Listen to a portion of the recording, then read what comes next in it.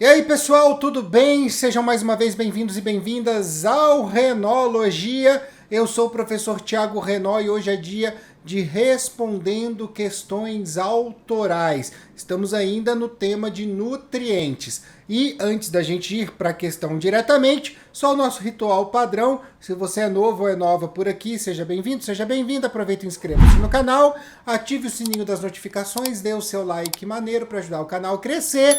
Pega papel e caneta, usa aí a cabeça para ver se você consegue responder antes de eu dar a resposta, porque afinal de contas, nesse canal é sempre hora do estudo.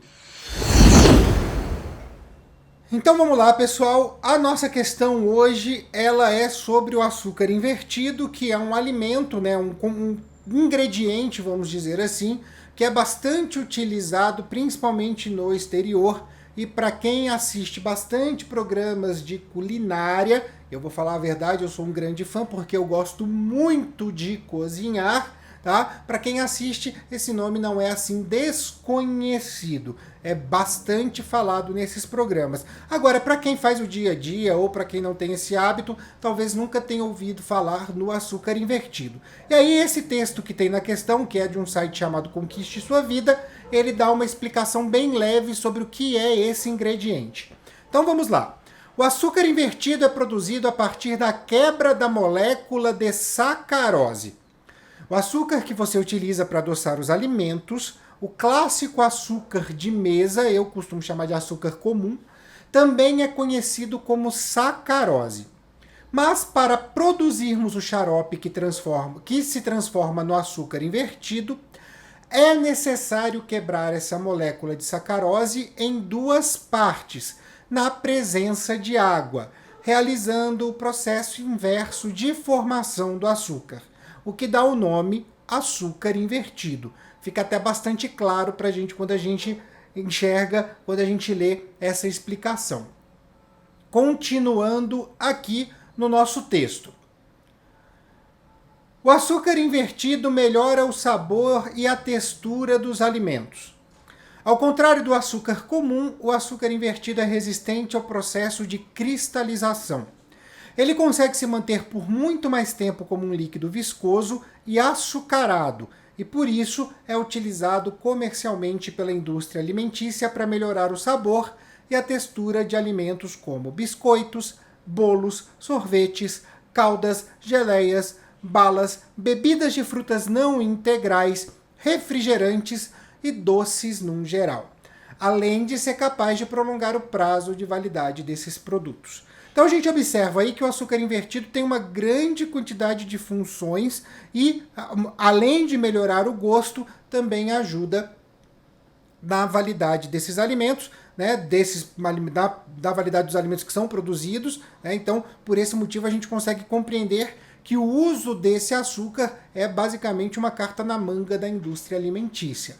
Então vamos para a nossa pergunta, vamos para o que interessa para a gente. As duas partes resultantes da hidrólise e da sacarose, quando eu falo hidrólise, é justamente o que o texto diz, né, de quebrar na presença de água.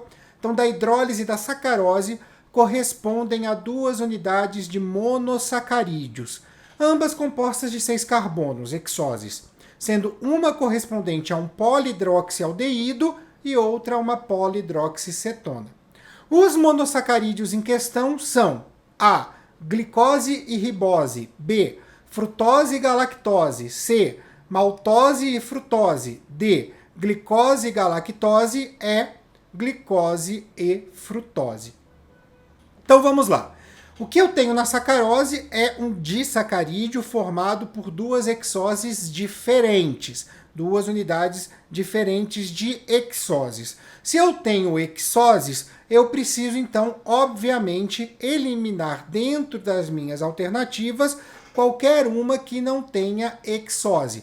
E aí eu tenho a alternativa A, glicose e ribose. Ribose é uma pentose. Automaticamente ela não pode estar formando a sacarose, já elimino a alternativa A.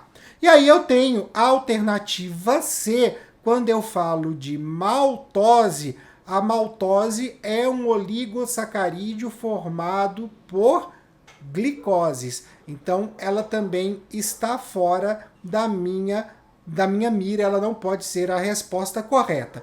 Isso faz com que eu fique entre a B, a D e a E. Frutose e galactose, glicose, galactose, glicose e frutose. Muito importante a gente pensar nessa hora como que funciona a sacarose. Aí, literalmente, você tem que saber do que ela é feita. Eu digo para vocês que a sacarose é formada por uma unidade de glicose e uma unidade de frutose. Por esse motivo, a nossa resposta correta é a alternativa E. Mas se eu dei a resposta correta já desde o começo, que assim, já agora, falando, ó, tem que saber do que é a sacarose, glicose e frutose, por que eu fiz o processo de eliminação das outras duas?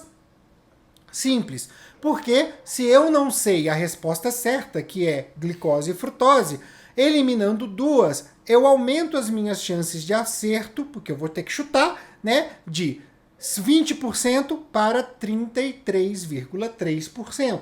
Parece pouco, mas acredite, no vestibular isso pode fazer a diferença, tá? Então, por esse motivo, fazer essa identificação dos distratores é fundamental. E eu gosto de trazer essa técnica para cá, porque a gente consegue, assim, trazer para vocês uma implementação de habilidade de fazer a prova, tá bom? Então é isso, pessoal. Essa foi a nossa questão autoral do dia. Sempre, toda semana, pelo menos uma vez por semana, a gente tem uma questão aqui autoral para que você possa aí quebrar a sua cabeça. Essa foi sobre carboidratos. E agora, antes de eu me despedir, eu vou deixar aqui as nossas redes sociais, o @Renologia no Twitter, no TikTok e também no Instagram. Deixo também a dica do nosso podcast, o Articulando Renologia, que pode ser conferido aqui no YouTube toda segunda-feira, mas também está disponível no Google Podcast e no Spotify. Fica aqui o meu grande beijo a todos e a todas e até a próxima!